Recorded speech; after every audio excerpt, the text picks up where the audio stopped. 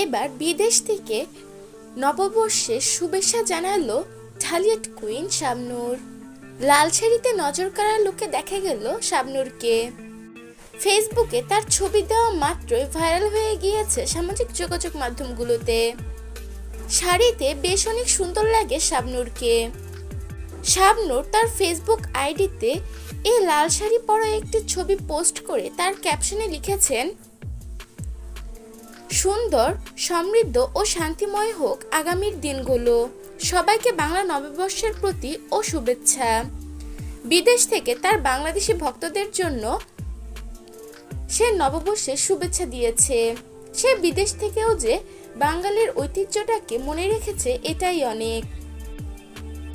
প্রিয় ভিউয়ার্স, শাবনূরকে শাড়ি পরলে আপনাদের কাছে কিরকম লাগে তা জানিয়ে দিবেন আমাদের কমেন্ট বক্সে।